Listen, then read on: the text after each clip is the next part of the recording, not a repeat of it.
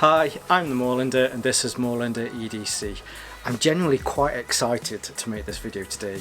Other than bags, which I'm sure you've probably guessed by now, I'm a bit of a bag geek. I'm also a timepiece geek. I love watches ever since I was young, always tried to collect watches, and I've always been a huge Casio fan. So with some help from my employer, well, mainly because I've won a few quizzes and I've won a few Amazon tokens, I've managed to get my hands on a Casio G-Shock GA-2000. This watch changed quite a lot in the way that the G-Shock watches are being made, and I see this watch as kind of a step one on that kind of a spiritual journey to where G-Shocks are moving towards. And for the first attempt at making something completely different, or at least making something different from what they've made in the past, I think it's an excellent watch. I mean, breaking news, you stop the video now, I think it's epic. I really do have enjoyed testing this over the last 2-3 weeks. It's not perfect, but as I say, it's the start of a journey for G-Shockers too, and it's quite exciting to see where they're headed. So I'll turn the camera around now while I'm doing that. Feel free to hit the subscribe button. It's a small thing for you, just to hit subscribe, hit that notifications button as well. But for me, it makes a massive difference to my channel. If you'd like to like as well or share my content, that'd be great. But for now, let's get this camera turned around. Let's have a look at this amazing timepiece. Okay, so I turn the camera around. Hopefully this is the best angle that I can get of the face, so it's nice and bright. I can turn it around a little bit more. There's a little bit glare there, but once I get to here, hopefully it should be fine. So a couple of things to point out, and that is just to give you some specifications. The width of the face is 48mm, from the top to the bottom lug is 51mm, the strap width is 24mm, and as far as weight's concerned, it's an incredibly light watch, and mainly that comes down to the way that Casio really tried to change things up with this and to innovate with the materials that it's been made from. A couple of things to point out, well, mainly one to start off with. You know, I do consider myself a bit of a watch geek, but there's always geekier people out there. So if I mention something, really it is to the best of my knowledge. You might say, oh, well, actually, I think you'll find that Casio went and did this in 1978. Well, yeah, they might have done something that I mentioned that, you know, if it's slightly wrong, as I say, you know, it's to the best of my knowledge. The story and the information that I'm giving out today. So one of the biggest things to point out with this, when we turn this over, you'll be able to see there that this is their carbon core. So let's go through some of the details on here. The watch model is the GA-2000.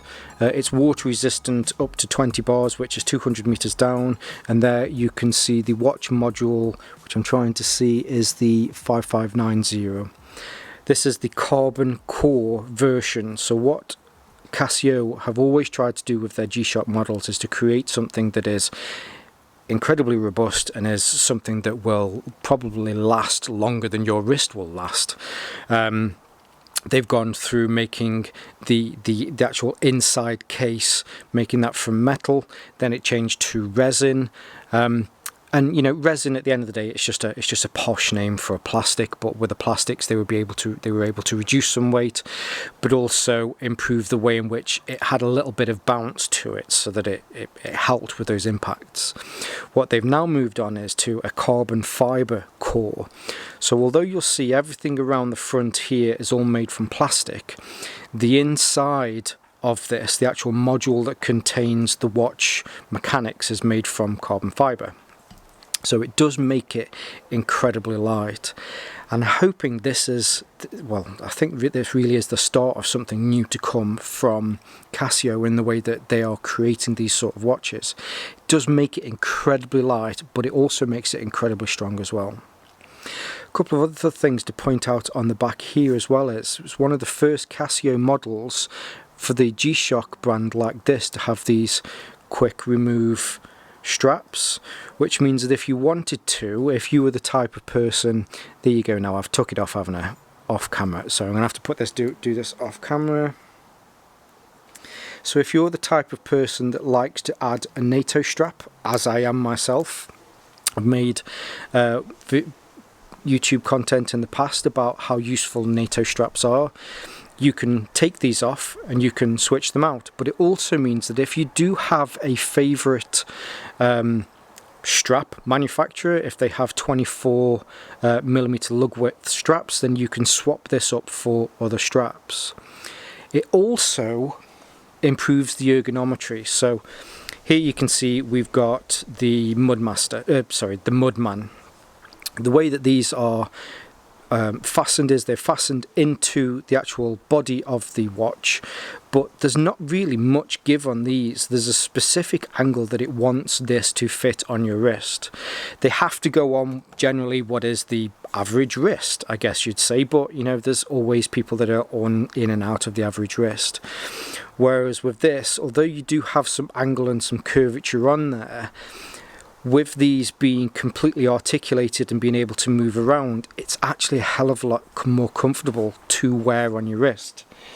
The Mudman isn't a particularly horrible one to wear, but having put this on afterwards, I do find that this is a lot more comfortable.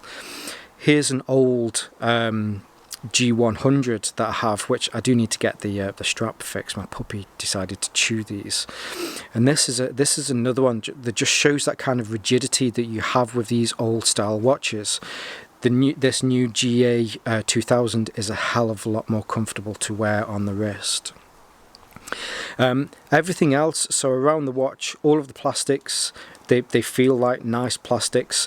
The buttons have slightly changed, which I suppose we'll mention when we get on to the way that this is connected to the strap in a second. But I thought quickly we'll just go over some features. Hopefully, I probably got this set to the wrong time. I probably should have moved these hands around here. But on the buttons, you've got modes, which takes you through the different modes, and you have a dial here, which you can then see which mode that you're in. You then have start and reset, or this helps you adjust these modes, or adjust whatever the fields are within that mode. And then you have the actual adjust button up here, which then allows you to change time. If it is that you want to change the time or date or anything on here, you hold this down for a few seconds. You'll find that these hands will then move out of the way so that you can see these fields here. It's actually quite difficult to see these in the light, but hopefully you can see the seconds there, and then in here at the moment it's showing the date. So it'll move those out of the way, and then it'll allow you to change, and it's a fairly standard affair, you know, change the year, change the date, change the time. When it comes to time, reset the seconds, reset minutes, hours, change it between the different 24-hour formats, that sort of thing. One of the massive advantages that I really like over this as well, over the G100, is this old school watch, when you want to change the time, you have the digital time here at the bottom, and then you have the analog time at the top. In order to change the time, you have to change this independently from that. Gone are those days of having to fiddle around trying to get both of them to match. With the carbon core, the GA-2000, once you've set the time here digitally, the analog fingers will then track that time perfectly for you. It's so much easier to be able to change the time. So that's the adjust here, but when you're getting into the actual functions here, you'll be able to see that at the moment it's just set on, I suppose it's normal mode. You press the button, it turns around to world time. In the world time clock here, hopefully it is tricky to see actually, this then allows you to cycle through those times.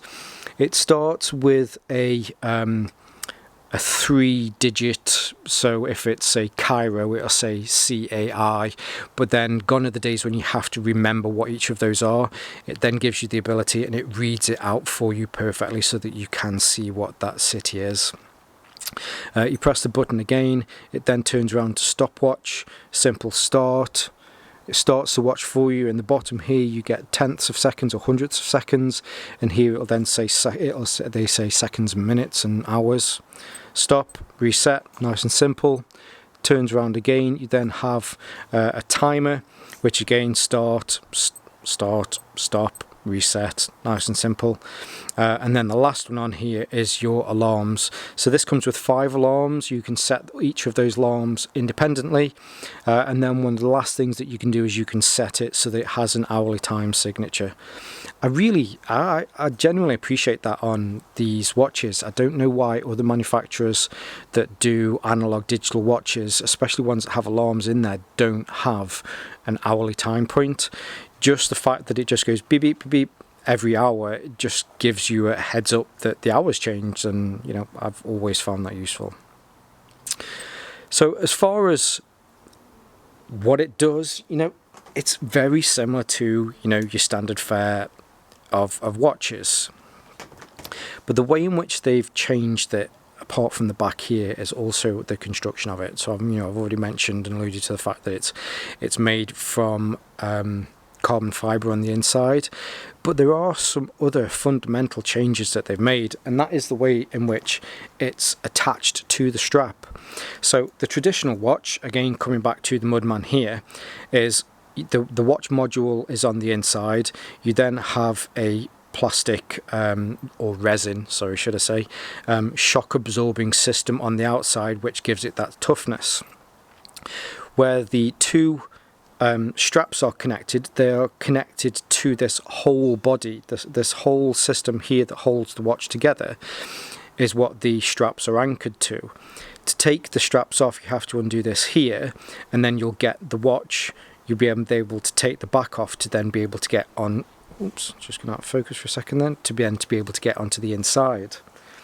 How this one differs though is instead the watch, or at least the straps, is still connected to the back here. However, if I was to undo these 4 screws, instead of you just being allowed to take the back off, what happens is the whole watch module at the front comes off. So hopefully you can see here, you've got a line where the straps come in. It then comes round here where this indent is, and then it comes forward, and then you can see also hopefully that there's a gap here between this back piece and the front module. And that's where the whole thing comes off. So if you did want to replace this back piece, or if you wanted to replace, I mean, we've already gone through, it's easy to replace the straps, but this whole front piece comes off. So this whole front piece is independent to the rest of it. Now, I'm sure there is a clever idea around how that works, and I'm not too sure myself, because this whole piece is being held on by these 4 screws here. Now, just to point out as well, you see these 4 lugs or 4 screws on the front there. These are cosmetic. You get a lot of this. It's a lot of smoke and mirrors with Casio and some of their G-Shock watches. You go back to the Moorlander, you see these little metal pieces around here that would make you assume that it's got some metal ring encased around it. If you take the front off, they're just small strips of metal. With this, it's exactly the same. These are just purely for cosmetic. But it does make it easier if you want to change things. If in 12 months time this has took a lot of battering, then I can go onto the internet, I can purchase a new watch surround, and I'll be able to replace that. It also means that the days where there was a metal spring behind that you had to push the buttons in, some of these buttons historically, like this, have been very hard to push in because of it has to go through the moulding or the exterior body to be able to push these in. With this one, because it has this separate unit, these buttons are actually floating, which is very strange at first, because they are pushing through to something underneath, which is a springed button, which is then pushing the module on the inside, rather than you having to depress those quite with a bit of strength. One of the downsides of the Moorlander was the fact that you really have to apply a lot of pressure to get these to work. To be able to go through the different settings on here, I mean, I wouldn't call it a joy, but it's definitely not an imposition to be able to do this. All in all, I've had this now for 3 weeks. Now, it's probably not a long time to review a watch, but for me, it's just, I don't think I could have reviewed it any longer. For having this on my watch for the last, having this on my wrist for the last 3 weeks has just been, it's been great. It's an absolutely amazing watch. The screen, hopefully you can see from the screen, you have the hour increments on the outside. You have sword shaped hour hand and minutes hand.